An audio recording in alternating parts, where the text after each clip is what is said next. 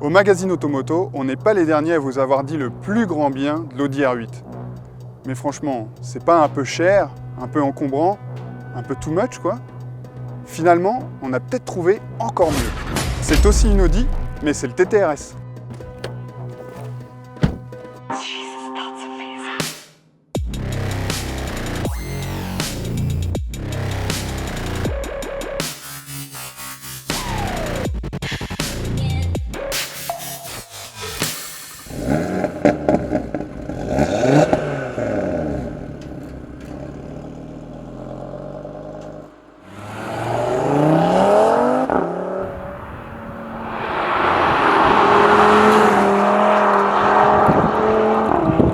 Vous allez me dire que j'exagère un peu en comparant un banal TT avec la supercar de la gamme.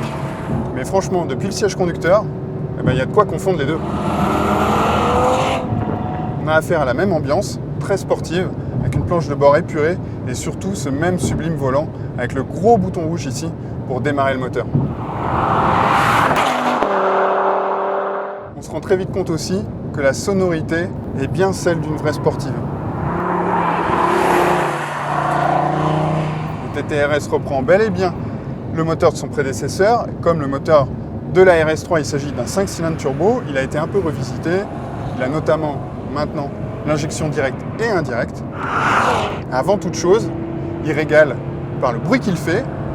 Bien qu'il compte 5 cylindres de moins, on dirait un peu le V10 quand même.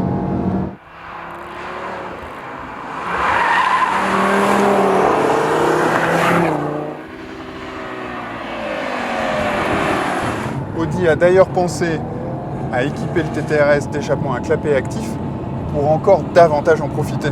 Quel régal! Alors l'ambiance, l'atmosphère sonore, tout ça c'est bien joli, mais ce qu'il y a de plus bluffant, c'est les performances. Ce TTRS abat le 0 à 100 km/h en 3 secondes 7, soit seulement 2 dixièmes de plus que l'Audi R8.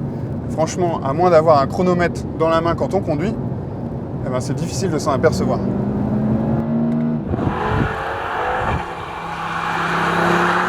Et oui, en plus d'avoir été modernisé, le 5 cylindres turbo est 26 kg plus léger, mais surtout il fait maintenant 400 chevaux.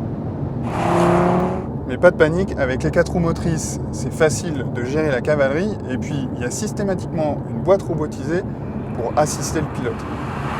Finalement, il y a juste à tourner le volant et appuyer sur les pédales. Bref, on prend vite confiance au volant de ce TT surpuissant, la direction est douce, progressive, on sent bien où on pose les roues. On sent malgré tout qu'il a tendance à sous-virer quand on arrive un peu trop vite dans les virages.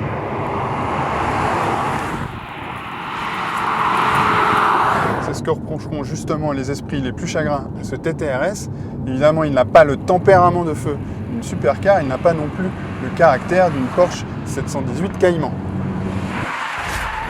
Si donc ce n'est pas tout à fait le même grand frisson qu'au volant d'une supercar, sachez que ce TTRS procure quand même beaucoup de plaisir et qu'il permet d'économiser 100 000 € par rapport à une Audi R8.